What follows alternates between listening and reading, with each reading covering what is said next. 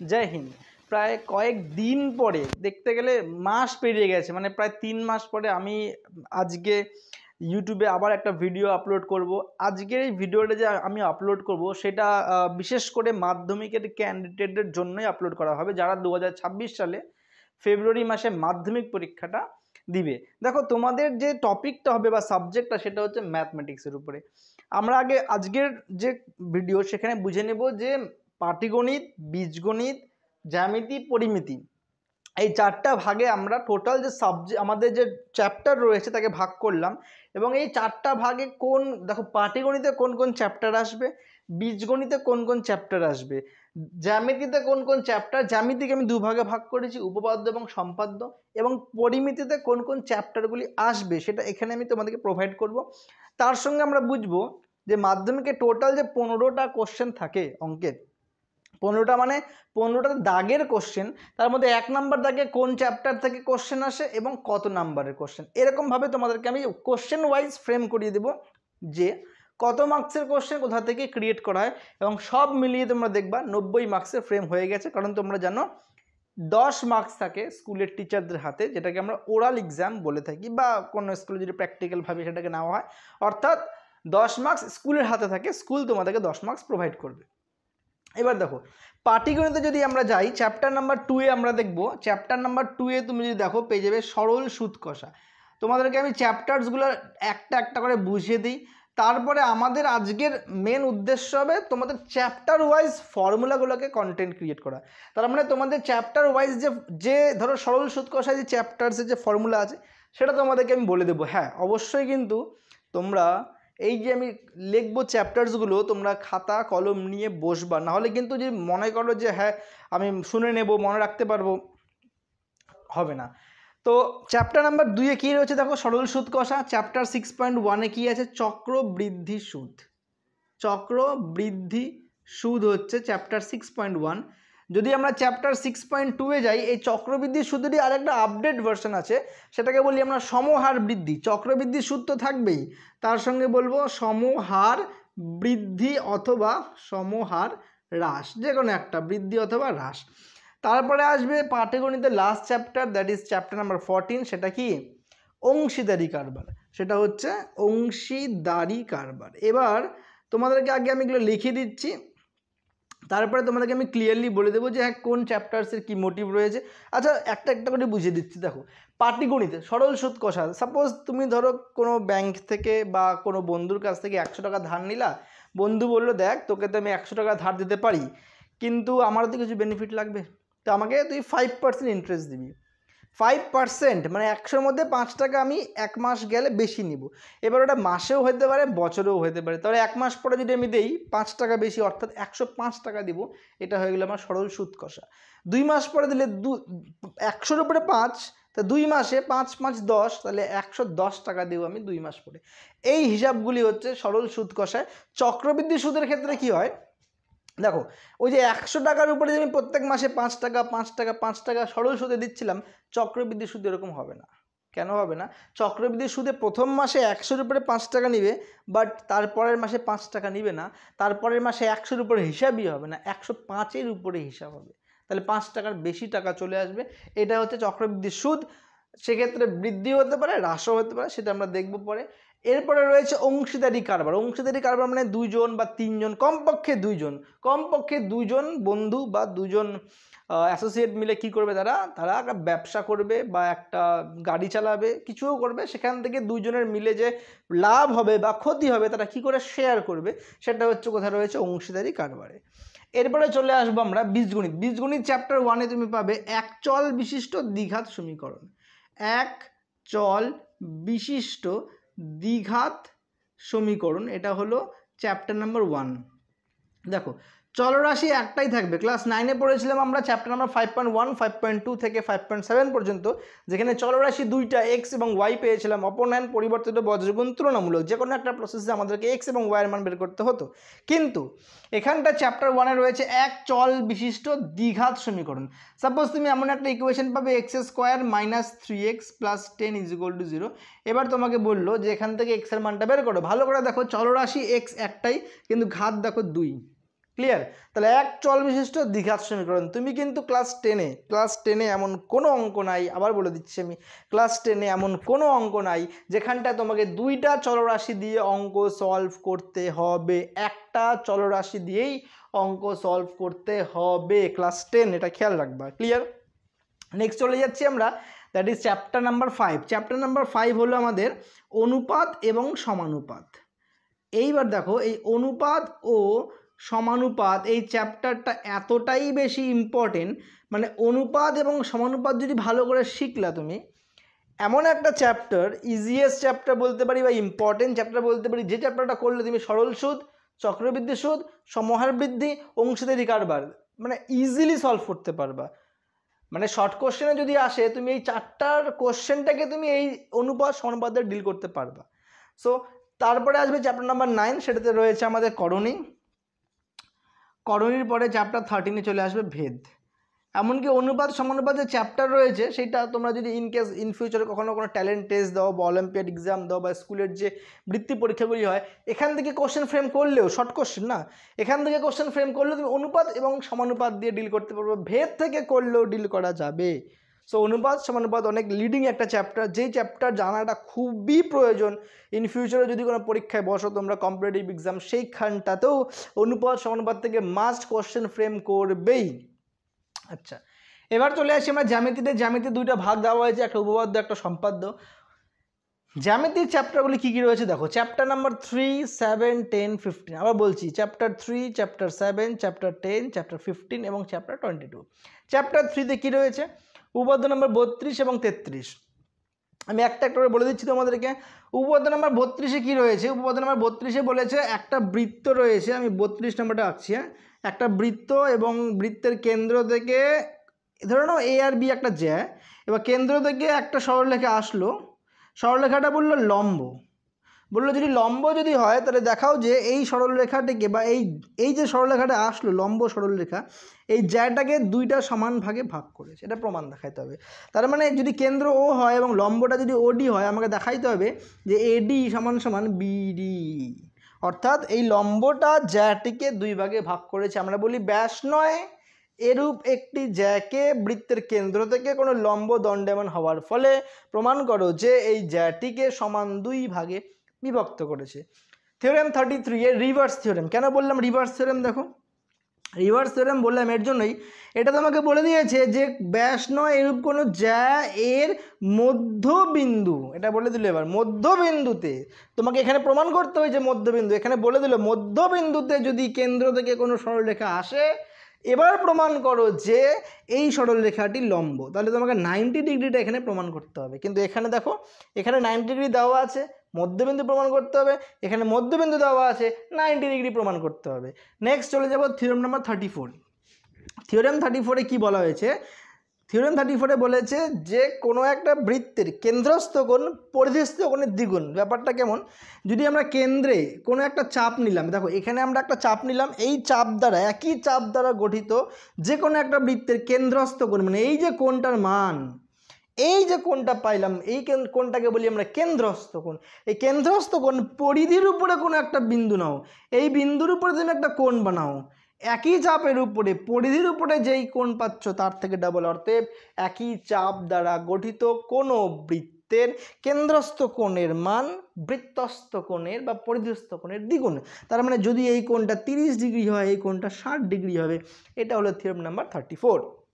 Theorem number 35-এ তুমি যদি যাও, থিওরেম 35-এ বলেছে অর্ধবৃত্তস্থ কোণ সমকোণ।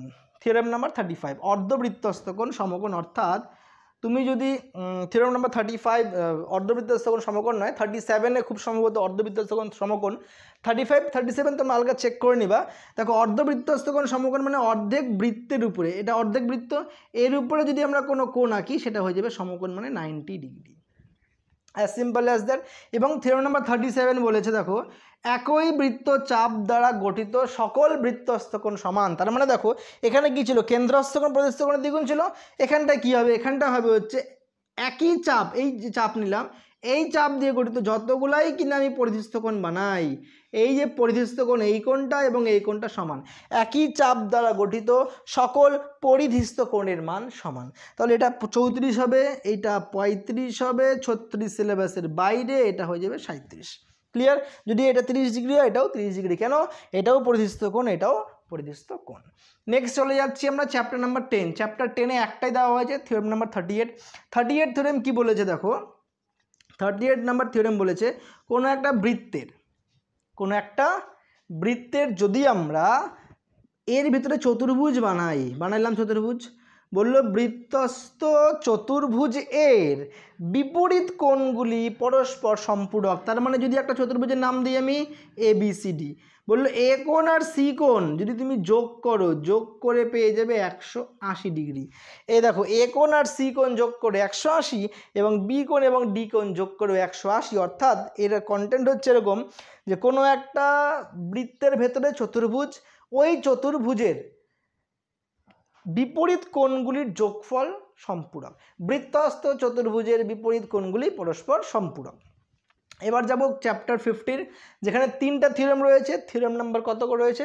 40, 41 অ্যান্ড 42। দেখো 40, 41, 42 মানে ইন্টারেস্টিং জিনিস হচ্ছে এই 15 নাম্বার থিওরেম হচ্ছে 3টাই স্পর্শক সংক্রান্ত উপপাদ্য। আগে বুঝে নাও স্পর্শকটা কি। স্পর্শক মানে ধরো এটা একটা সার্কেল, এই সার্কেলের উপর থেকে এই মার্কারটা জাস্ট টাচ করে চলে গেল, তাহলে এটা কি হলো? একটা স্পর্শক। ক্লিয়ার? স্পর্শক মানে কোনো একটা, ধরো এটা একটা বৃত্ত, এই বৃত্তের উপর থেকে একটা রেখা টাচ করে চলে গেল, এটা হচ্ছে স্পর্শক সংক্রান্ত উপপাদ্য। ক্লিয়ার? কিন্তু দেখো আগেরটা যে ছিল চ্যাপ্টার 7, এটা ছিল কোণ সংক্রান্ত উপপাদ্য। ভালো করে বুঝে নাও, একটা বৃত্তের কোণ সংক্রান্ত দ্যাট ইজ চ্যাপ্টার 7, একটা বৃত্তের স্পর্শক দ্যাট ইজ চ্যাপ্টার 15। স্পর্শকে প্রথমে বলেছে তুমি কোনো একটা বৃত্তে একটা স্পর্শক টানলা, কেন্দ্র থেকে যেটা লম্ব আসলো সেই রেখাটাই সব থেকে ছোট হবে। অর্থাৎ তুমি যদি যতই এক্সট্রা এইদিকে লাইন টানো, যতই লাইন টানো না কেন, এই স্পর্শকের উপরে কেন্দ্র থেকে যে লম্বটা আসবে সেই লম্বটাই সব থেকে ক্ষুদ্রতম, মানে সব থেকে ছোট হবে। এটা হচ্ছে 40। থিওরেম নাম্বার 41-এ বলা হয়েছে কোনো একটা বৃত্তের বহিস্থ কোনো বিন্দু থেকে যদি আমরা স্পর্শক অঙ্কন করলাম, ধরো পি একটা বাইরের বিন্দু, ও কেন্দ্র বৃত্ত, স্পর্শকের নাম একটা PA আর একটা PB। দেখো দুইটা স্পর্শক, একটা PA আর একটা PB, দুইটা স্পর্শক অঙ্কন করলাম। বললো এই স্পর্শক দুইটার দৈর্ঘ্য সমান, তার মানে আমাকে প্রমাণ করতে হবে PA সমান PB। দেখো থিওরেম 41-এ ইন্টারেস্টিং হচ্ছে বাকি সব করে থিওরেমে একটা প্রমাণ চেয়েছে, থিওরেম 41-এ দুটো প্রমাণ চেয়েছে, এবং প্রমাণ নাম্বার 2 কি চেয়েছে থিওরেম নাম্বার 41-এ? দেখো থিওরেম 41-এ আমাকে কটা প্রমাণ চেয়েছে? থিওরেম 41-এ আমাদেরকে দুটো প্রমাণ চেয়েছে। কটা প্রমাণ চেয়েছে? দুটো।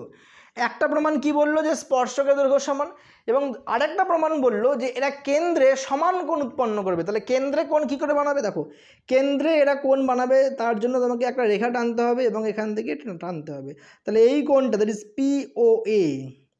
POA এবং নিচের কোণ মানে POB, এই কোণটা পরস্পর কী হবে? সমান। দ্যাট ইজ POA এবং POB পরস্পর কী হবে? সমান। অতএব যদি আমরা কন্টেন্ট বলি 41-এর, কোনো একটা বৃত্তের বহিস্থ কোনো বিন্দু থেকে যে দুটি স্পর্শক অঙ্কন করা যায় তার দৈর্ঘ্য সমান এবং তারা কেন্দ্রে সমান কোণ উৎপন্ন করে। থিওরেম নাম্বার 41-এর পরে যাচ্ছি, থিওরেম নাম্বার 42। থিওরেম নাম্বার 42-এ বলেছে যদি দুটো বৃত্ত পরস্পরকে একটা বিন্দুতে স্পর্শ করলো এবং এই স্পর্শগামী রেখা হলো কেন্দ্রদ্বয়ের সংযোজক রেখার উপরে অবস্থিত, মানে এখানে যদি একটা রেখা পাই আমি সরলরেখা, এই সরলরেখার উপরে এই স্পর্শক থাকবে। অতএব আমাদেরকে যে প্রমাণটা করতে হবে সেটা হলো এই যে স্পর্শক দ্যাট ইজ AOB, এটা একটাই সরল রেখা। এবার চ্যাপ্টার 22-তে চলে যাচ্ছি আমরা, উপপাদ্য, সেটা হচ্ছে আমাদের পিথাগোরাসের উপপাদ্য। পিথাগোরাসের উপপাদ্যে আমরা দেখব থিওরেম নাম্বার 49 অ্যান্ড 50। 49 নাম্বার বলেছে পিথাগোরাসের থিওরেমে যদি কোনো একটা ত্রিভুজ এর কোনো একটা কোণ 90 ডিগ্রি বা সমকোণ হয়, তাহলে সমকোণের বিপরীত বাহু যেটাকে বলি আমরা অতিভুজ, এই অতিভুজ অতএব AB এই অতিভুজের উপর যদি কোনো আমরা কি আঁকি, কোনো বর্গক্ষেত্র, দেখো বুঝে নাও, অতিভুজের উপরে বললো তুমি যদি কোনো বর্গক্ষেত্র বানাইলাম এবং তার মধ্যে যতটুকু ক্ষেত্রফল আছে এই ক্ষেত্রফলের মান এই ভূমির উপরে তুমি যদি বর্গক্ষেত্র বানাও তার উপর যতটুকু ক্ষেত্রফল আছে এবং লম্বর ওপরে যদি ক্ষেত্রফল বানাও, তাহলে এই দুটা যোগ করে অর্থাৎ ভূমির উপরে ক্ষেত্রফল এবং ভূমির উপরে বর্গক্ষেত্র এবং লম্বের উপরে বর্গক্ষেত্র এই দুটাকে যোগ করলে আমি কি পেয়ে যাব, এই অতিভুজের উপরে বর্গক্ষেত্রের ক্ষেত্রফল সমান। ধরে নাও এই অতিভুজের ভ্যালু হচ্ছে 10, এটা হচ্ছে 6, এটা 8। তাহলে দেখো অতিভুজের উপরে বর্গক্ষেত্রের ক্ষেত্রফল কি, বাহু স্কোয়ার, 10 স্কোয়ার করলে 100 হয়ে যাবে, আর এটা 8 স্কোয়ার করলে 64, 6 করলে 36, 36 64 যোগ করো, তার মানে এসি স্কোয়ার আর বিসি স্কোয়ার, তাহলে ভূমি স্কোয়ার প্লাস লম্ব স্কোয়ার সমান সমান অতিভুজের স্কোয়ার। এটাই আমাকে কি করতে হবে, প্রমাণ করতে হবে। অতএব অতিভুজের ওপর অঙ্কিত বর্গক্ষেত্রের ক্ষেত্রফল সমান সমান লম্বের ওপরে অঙ্কিত বর্গক্ষেত্রের ক্ষেত্রফল প্লাস ভূমির ওপরে অঙ্কিত বর্গক্ষেত্রের ক্ষেত্রফল। 49 and last theorem, that is theorem number 50। Theorem 50তে আমাকে উল্টা বলে দিয়েছে, এটাকে বলে পিথাগোরাসের বিপরীত উপপাদ্য। অতএব তোমাকে এখানে বলে দিবে, এখানটা তোমাকে বলে দিবে যে অতিভুজের ওপরে তুমি যেই বর্গক্ষেত্র বানাচ্ছ তার ক্ষেত্রফল দ্যাট ইজ এবি স্কোয়ার সমান সমান লম্বের উপরে যদি কোনো বর্গক্ষেত্র বানাও তার স্কোয়ার প্লাস ভূমির উপরে কোনো বর্গক্ষেত্র বানালে তার স্কোয়ারের মান সমান। তোমাকে বলে দিল যে অতিভুজের স্কোয়ার সমান সমান লম্ব স্কোয়ার প্লাস ভূমি স্কোয়ার। তোমাকে প্রমাণ করতে বলবে যে একটা কোণ সমকোণ। অতএব অতিভুজ বলবে বৃহত্তম বাহুর বিপরীত কোণ 90 ডিগ্রি প্রমাণ করো। এটা হলো থিওরেম নাম্বার 50। কনসেপ্ট হয়ে গেল যে আমাদের উপপাদ্য কী কী রয়েছে। থিওরেম নাম্বার 32, 33, 34, 35, 37, তারপর 38, 40, 41, 42, 49 এবং 50। এবার চলে আসবো আমরা কোথায়, সম্পাদ্যে দেখো তোমাদের চ্যাপ্টার নাম্বার 11-এ কী রয়েছে। চ্যাপ্টার 11-এ রয়েছে কোনো একটা ত্রিভুজের পরিবৃত্ত মানে কি, ত্রিভুজের বাইরে বৃত্ত, এবং কোনো একটা ত্রিভুজের অন্তর্বৃত্ত মানে কি, ত্রিভুজের ভিতরে বৃত্ত। এটা হলো চ্যাপ্টার নাম্বার 11। চ্যাপ্টার 17-এ স্পর্শক বলে যে কোনো একটা বৃত্তের স্পর্শক, কোনো একটা বৃত্তের বাইরের কোনো বিন্দু থেকে দুটি স্পর্শক, বাস। আর চ্যাপ্টার 21-এ বলেছে মধ্য সমানুপাতি। তোমাকে সাপোজ বললো √12 এর মান বের করো। এবার ক্লাস 7-এ তুমি শিখেছিলে √12 এর মান কোন প্রক্রিয়ায়, ভাগ প্রক্রিয়ায়। কিন্তু এখানে বলেছে স্কেল, কম্পাস, পেন্সিলের সাহায্যে √12 এর মান নির্ণয় করো, √12 এর মান জ্যামিতিক উপায়ে নির্ণয় করো, √12 এর মধ্য সমানুপাতি নির্ণয় করো, √12 এর মান জ্যামিতিক উপায়ে প্রকাশ করো। Same question. তাহলে এটা জাস্ট তোমাদেরকে বলে দিচ্ছি আমি, √12কে ভাঙতে হবে কেমন করে, 4 × 3 করে, তারপরে আমাদের ডেটা চলে আসবে। লম্বা লাইন নেব, প্রথমে 4 কাটবো, তারপরে 3 কাটবো, 4 3-এর এই টোটাল মানটা যে রয়েছে 7, তার ঠিক মিড পয়েন্ট বের করবো আমরা। মিড পয়েন্ট বের করার পরে এটা লাইন টানবো, লাইন টানার পরে এখান থেকে একটা আর্ক চাপ নিব এই বিন্দুতে। 4-এর যে মানটা ছিল 4, এ বি ধরে নেবো 4, এইখানে 90 ডিগ্রি বানাবো, 90 ডিগ্রি বানানোর পরে স্ট্রেট লাইন টানবো। এই যে ভ্যালুটা পেলাম বি এবং ডি, এটাই হলো আমাদের মধ্য সমানুপাতি। ডিটেলসে পরে আমরা যাব। এটা হচ্ছে চ্যাপ্টার নাম্বার 21-এ। 12-র জায়গায় 28 দিতে পারে, 21 দিতে পারে, 15 দিতে পারে, তোমাকে সেমভাবে ভেঙে নিতে হবে। ক্লিয়ার? এরপরে আসবে পরিমিতি। মোট আমাদের 4খানা চ্যাপ্টার রয়েছে। চ্যাপ্টার 4-এ রয়েছে আয়ত ঘন, চ্যাপ্টার 4-এ কি রয়েছে, আয়ত ঘন। চ্যাপ্টার 8-এ রয়েছে লম্ব বৃত্তাকার চোঙ, চ্যাপ্টার 12-তে রয়েছে গোলক, এবং চ্যাপ্টার 16-তে রয়েছে চোঙ। তাহলে এই 4টা হলো আমাদের পরিমিতি। ক্লিয়ার? ডান। এবার আমরা চলে আসবো ফর্মুলাতে। দেখো তোমাদের এটা আমি বোঝালাম যে কোন চ্যাপ্টার নাম্বারে ভাগ অনুযায়ী কোন কোন চ্যাপ্টার দেওয়া রয়েছে। তবে সরল সুদ কষায় একদম একটাই ফর্মুলা, আমাদের জেনুইন ফর্মুলা দেওয়া আছে। সেটা কি রয়েছে, I = PTR/100। বাস এই একটাই ফর্মুলা। বা অনেকেই বলে PTR পার্সেন্ট মানেই হলো নিচে 100 চলে আসবে। সিবিএসসি বোর্ডে বলা হয় PTR%, ডাব্লিউবি বোর্ডে বলা হয় PTR/100, একই জিনিস। ওই পার্সেন্টটাকে নিচে ভাগ দিয়ে 100 করে দেওয়া হচ্ছে। এখান থেকে তুমি কোনাগুনি গুণ করে আর এর মানও বের করতে পারবা, টি এর মানও বের করতে পারবা, পি এর মানও বের করতে পারবা। তো লিডিং ফর্মুলা হচ্ছে একটাই, I = PTR/100। অনেক সময় টাইমটা মাসে দেওয়া থাকে, সেটাকে 12 দিয়ে ভাগ করে বছরে নিয়ে যেতে হবে। বাস, দ্যাটস অল। অনেক সময় তোমাকে অ্যামাউন্ট যদি পয়সা দেওয়া থাকে, সেটাকে 100 দিয়ে ভাগ করে টাকায় নিয়ে যেতে হবে। বিকজ আমরা জানি টাকা থেকে পয়সা গেলে 100 দিয়ে গুণ, আর উল্টা পয়সা থেকে টাকায় আসলে 100 দিয়ে ভাগ। ছোট ছোট ডেটা দেওয়া থাকবে, সেগুলো চেক আউট করে নেবা। চক্রবৃদ্ধি সুদের ক্ষেত্রে এ মানে হচ্ছে অ্যামাউন্ট, দ্যাট ইজ সুদ প্লাস আসল। দেখো পার্থক্যটা কি, এখানটায় ছিল আই মানে শুধু সুদ। আমি তোমাদের অঙ্ক করাচ্ছি না, আমি তোমাদের জাস্ট ফর্মুলাটা ডিকোড করাবো প্রত্যেক কটা চ্যাপ্টার। এই জন্য বলা হয়েছে খাতা কলম নিয়ে বসতে, যতগুলো চ্যাপ্টার যাবে সব কটা ফর্মুলা পাশে লিখে নিবা। চক্রবৃদ্ধি সুদে এখানে এ মানে হচ্ছে সুদ আর আসল যোগ, বাট সরল সুদে আই মানে খালি সুদ। বুঝে নাও, তুমি কারো কাছ থেকে 100 টাকা ধার নিয়েছিলে, তুমি কত টাকা সুদ দিবা সেটা হলো সরল সুদ। কষার চ্যাপ্টারে ডাইরেক্ট সুদ পাই যাবো, কিন্তু চক্রবৃদ্ধি সুদ তুমি ডাইরেক্ট সুদ পাবা না, তুমি পাবা সুদ এবং আসলটা পাবা, ওখান থেকে আসলটা বিয়োগ করলে সুদ পাই যাবা। তাহলে A is equal to formula হলো P into 1 plus R by 100 power N. আবার বলে দিচ্ছি শুনে নাও, A is equals to formula অনুযায়ী P into 1 plus, clear, P into 1 plus R by 100 power N. যদি অনেক সময় এরকম হয়ে থাকে যে ধাপে ধাপে প্রথম 6 মাস পরে একটা ইন্টারেস্ট, পরে 6 মাস পরে একটা ইন্টারেস্ট, সেক্ষেত্রে পর্ব চলে আসবে। দেখো বছরে 2টা পর্ব হয়ে গেলো, 6 মাস 6 মাস। যদি এরকম হয় 4 মাস করে, 4 মাস 4 মাস 4 মাস 4 মাস, তাহলে বছরে 4টা পর্ব। সেক্ষেত্রে জাস্ট এই আর যে রয়েছে, আর এর নিচে পর্ব আসবে আর এন এর সঙ্গে পর্ব গুণ হবে, ব্যাস এটা হলো ফর্মুলা। সমহার বৃদ্ধির এই চক্রবৃদ্ধি সুদের ক্ষেত্রে যদি সমহার বৃদ্ধি হয় তাহলে এটা হয়ে যাবে প্লাস, সমহার হ্রাস হলে এটা হয়ে যাবে মাইনাস, ব্যাস এইটুকুই পার্থক্য। এরপরে রয়েছে অংশীদারি কারবার। অংশীদারি কারবারে তোমাকে পুরোটাই অনুপাত সমানুপাতে যে কন্টেন্ট রয়েছে সেইভাবে তোমাকে ডিল করতে হবে। যে অংশীদারি কারবারে কমপক্ষে 2 জনকে ইনভেস্ট করতে হবে, 2 জন ইনভেস্ট করবে। ধরো একজন করলো 1 টাকা ইনভেস্ট, সাপোজ তাদের ইনভেস্টের রেশিও বললো 1:2, তার মানে একজন যদি 1 টাকা ইনভেস্ট করে আর একজন ইনভেস্ট করবে 2 টাকা, এটা কিন্তু অনুপাত। অতএব একজন 10 টাকা ইনভেস্ট করলে একজন 20 টাকা, একজন 100 টাকা ইনভেস্ট করলে একজন 200 টাকা। এবার সাপোজ তোমার প্রফিট হলো 300 টাকা, প্রফিট হলো 300 টাকা, তাহলে এ কত টাকা পাচ্ছে আর বি কত টাকা পাচ্ছে। এখানে যত টাকা প্রফিট হবে বা অনেক সময় লসও হতে পারে, তাদের ইনভেস্টমেন্টের উপরে, তাদের বিনিময়, ইনভেস্টমেন্টের বাংলা হচ্ছে বিনিময়, তারা যেই অনুপাতে বিনিময় করবে সেই অনুপাতেই তারা কী করবে, তাদের লভ্যাংশটাকে বা ক্ষতিটাকে ভাগ করে নেবে। অতএব যদি এ 100 টাকা ইনভেস্ট করে, বি ইনভেস্ট করেছে 200 টাকা, যখন প্রফিট হয়েছে 300 টাকা, তাহলে এ তার প্রফিট থেকে নেবে 100 আর বি প্রফিট থেকে নেবে 200, বিকজ তাদের ইনভেস্টমেন্টের যা রেশিও, মনে রাখবা এখান থেকে কোশ্চেন আসে একটা, যে অংশীদারি কারবারে ইনভেস্টমেন্ট এর বা বিনিয়োগের যা রেশিও, লভ্যাংশ বা ক্ষতির রেশিও তাই। অতএব বিনিয়োগের যা অনুপাত, লভ্যাংশ বা ক্ষতির অনুপাতও তাই। অতএব দেখো এখানে 1:2, কিন্তু এখানেও দেখো 300 টাকার যে অনুপাতটা হলো 100-200, অনুপাত করো 0 0 কেটে যাবে, দেখো এটাও পেয়ে যাবে তুমি 1:2। তো এই অঙ্ক ডিল করি আমরা কোথায়, চ্যাপ্টার নাম্বার 14, দ্যাট ইজ অংশীদারি কারবারে।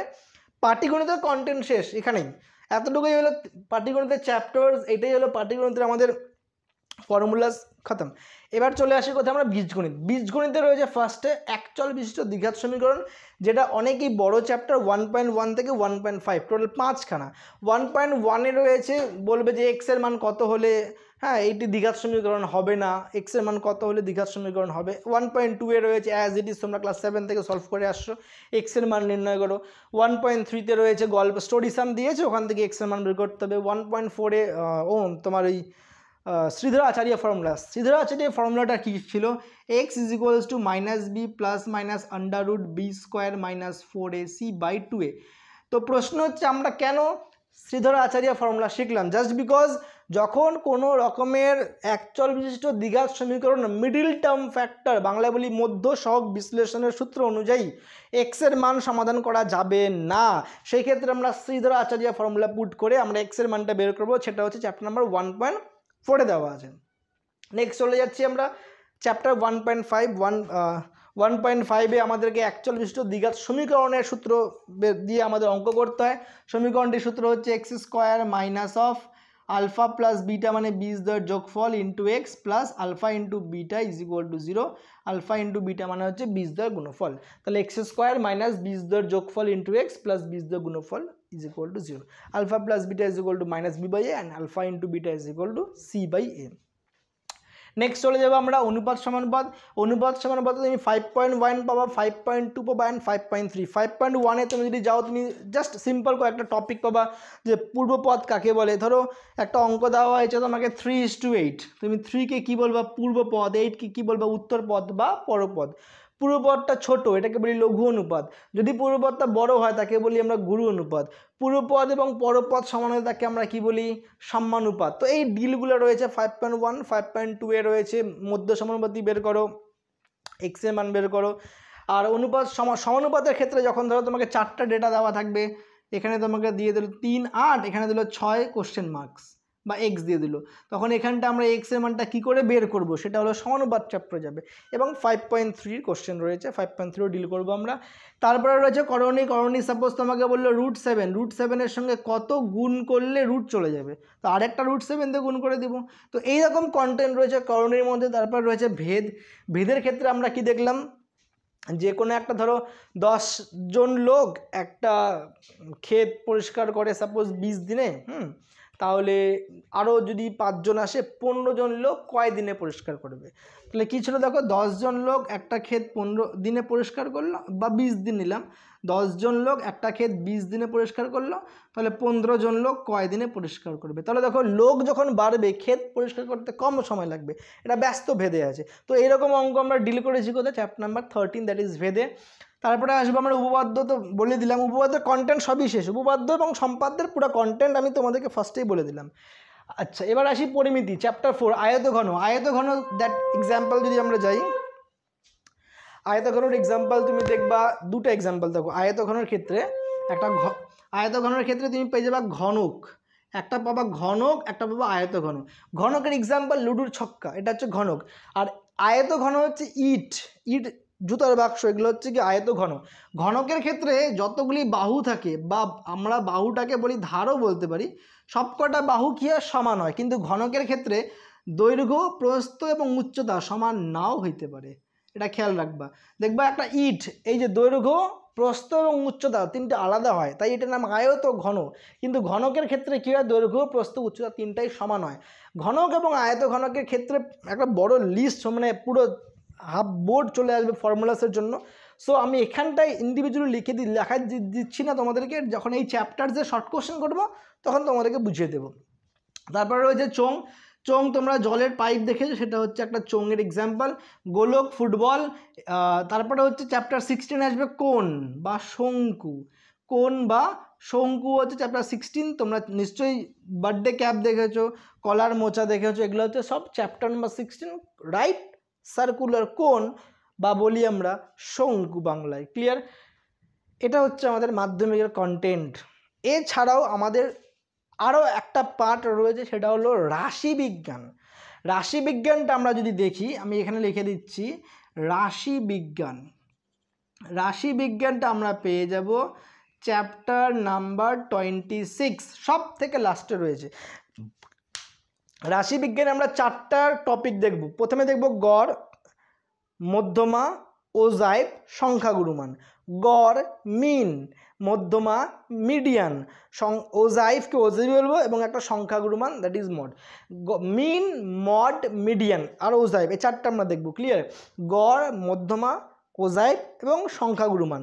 প্রত্যেকটার ক্ষেত্রে ইন্ডিভিজুয়াল ফর্মুলা থাকবে। গড়ের ক্ষেত্রে ফর্মুলা, মধ্যমা, ওজাইভ, সংখ্যাগুরুমান। এটা হলো টোটাল কন্টেন্ট। এইবার যেই ফর্মুলাসগুলো তোমাদেরকে দিলাম আমি এখানটা তোমরা যদি মনে করো যে স্যার আমাদের এই ফর্মুলাসগুলো বলে দেন, একবার করে বলে দেবো। তার মানে এই পুরো চ্যাপ্টার 4 থেকে চ্যাপ্টার 16 এবং চ্যাপ্টার 26-এর আর একটা নতুন করে ভিডিওস বানাতে হবে শুধু ফর্মুলার জন্য। কমেন্ট বক্সে কমেন্ট করবা, তোমাদের যদি প্রয়োজন হয় কমেন্ট বক্সে কমেন্ট দেবে, আমি তোমাদের জন্য এই চ্যাপ্টার 4 to 16 and 26-এর ফর্মুলাগুলো রেডি করে দিব, ক্লিয়ার। নেক্সট চলে আসি আমরা কোশ্চেন প্যাটার্ন। দেখো টোটাল 15টা দাগের কোশ্চেন আসে। কোশ্চেন নাম্বার 1 যেটা রয়েছে সেখানে 6 মার্কসের কোশ্চেন আসবে এবং তোমাকে কোশ্চেন দিবে 6টাই করতে হবে। কোশ্চেন নাম্বার 2-এ 5 মার্কস কোশ্চেন, কোশ্চেন 3-তেও 5 মার্কস, কোশ্চেন 4-এ তোমাকে 10খানা কোশ্চেন দিবে, একটা কোশ্চেন 2 মার্কস। বাস স্টুডেন্টরা এখানটাই ফাঁসে। এই কোশ্চেন নাম্বার 4-এর না 7 নাম্বার কোশ্চেন, 8 নাম্বার কোশ্চেন না জ্যামিতির দিকে দিয়ে দেয়, ওইখানটাতেই ফেসে যায় স্টুডেন্টরা, এবং এই 20 মার্কসের মধ্যে 2 মার্কস বা 4 মার্কস কমে যায় এইখানটাতেই। এইটাকেই আমরা ভালো করে ডিল করবো। এর পরের ভিডিও কিন্তু শর্ট কোশ্চেনের ভিডিও, খেয়াল রাখবো, ক্লিয়ার। তোমরা যদি কমেন্ট আসে ফর্মুলাজ একটা বুঝিয়ে দেবো, দেন শর্ট কোশ্চেনে চলে যাবো। কোশ্চেন নাম্বার 5-এ চলে যাবো আমরা।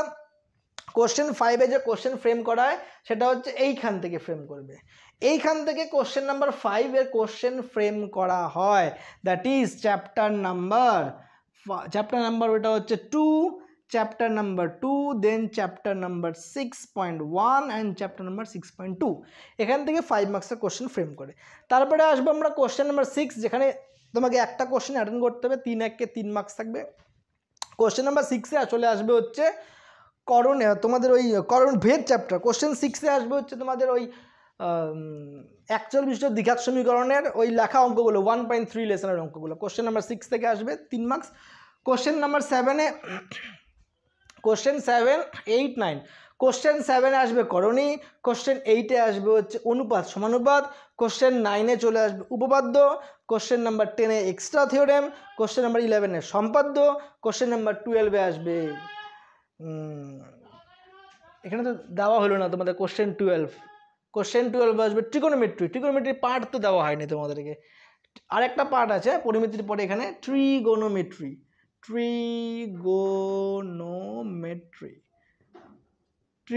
তো অনেক একটা ইম্পর্টেন্ট পার্ট। তো আমি তোমাদের এক কাজ করবো, নেক্সট ভিডিওতে পরিমিতি এবং ট্রিগোনোমেট্রি ফর্মুলা ডিকোড করে দেবো, ক্লিয়ার? তো এখানটা চ্যাপ্টার কোশ্চেন নাম্বার 12 রয়েছে ট্রিগোনোমেট্রি, কোশ্চেন নাম্বার 13-এ তুমি যদি চলে যাও এখানে তুমি পেয়ে যাবে 4 1 4 এর, অতএব এখানে পেয়ে যাবে তুমি হাইট অ্যান্ড ডিস্টেন্সের অঙ্ক। কোশ্চেন নাম্বার 14-এ তুমি পেয়ে যাবে হচ্ছে পরিমিতি চ্যাপ্টার থেকে কোশ্চেন, এই যে চ্যাপ্টার রয়েছে এখান থেকে পেয়ে যাবে কোশ্চেন। কোশ্চেন নাম্বার 15-এ পেয়ে যাবে তুমি রাশি বিজ্ঞানের কোশ্চেন। তবে মনে রাখবা নেক্সট যে ভিডিও আসবে, হ্যাঁ শিওর শর্ট নেক্সট ভিডিও আমি তোমাদের চ্যাপ্টার 4, 8, 12, 16 এবং 26 আর হচ্ছে ট্রিগোনোমেট্রি ফর্মুলাস করাই দিব। তারপরে ভিডিও থেকে আমরা শর্ট কোশ্চেনে চলে যাব, ক্লিয়ার? আচ্ছা, শর্ট কোশ্চেন যে আমরা করবো, শর্ট কোশ্চেন তোমরা যেটা করবা সেটা হলো তোমরা রেডি করবা। তোমরা যদি কমেন্ট বক্সে কমেন্ট করতে পারো যে স্যার ABTA থেকে করব নাকি স্যার আমরা অন্য কোনো রাইটার, ধরো সাতরা হোক, প্রান্তিক হোক, ছায়াপ্রকাশনী হোক, ওরা না চটি বই বের করে যে ধরো মডেল সেট 1 থেকে 15 মডেল সেট 10টা দিয়ে দেয়, ওগুলো সলভ করলেও কিছুটা মাধ্যমিকে কমন চলে আসে। তোমরা সাজেশন দাও যে স্যার কোন বইটা থেকে আমরা শর্ট কোশ্চেন করবো পরপর, আর প্রথমে সাল এর কোশ্চেন করবো নাকি মডেল সেট করবো, ওকে টেস্টগুলো করবো। সো এটা হচ্ছে আমাদের কন্টেন্ট, যে তোমাদের কোন কোন চ্যাপ্টারসে কী রয়েছে এবং কোন কোন চ্যাপ্টার কোথায় ফ্রেম করে, ক্লিয়ার? কোন কোন চ্যাপ্টার কোথায় ফ্রেম করে তোমাদের। এবং নেক্সট ডেতে আমরা কোথায় চলে আসবো, শর্ট কোশ্চেনে চলে আসবো। শর্ট কোশ্চেন তোমরা দেখো, আমি ফার্স্টে বললাম তোমরা স্টপ করে লিখে নিবা যে কোন চ্যাপ্টার্স কোথায় ফ্রেম করে। নেক্সট ডে আমরা এই জাস্ট পরিমিতি, ট্রিগোনোমেট্রি এবং রাশিবিজ্ঞান করে তার 3rd নম্বর ভিডিওতে আমরা কী করবো, শর্ট কোশ্চেন করবো। এটার একটা টোটালি আলাদা একটা প্লেলিস্ট থাকবে, যে প্লেলিস্টে আজকের ভিডিওটা হলো ফার্স্ট ভিডিও। ওকে স্টুডেন্ট, টাটা।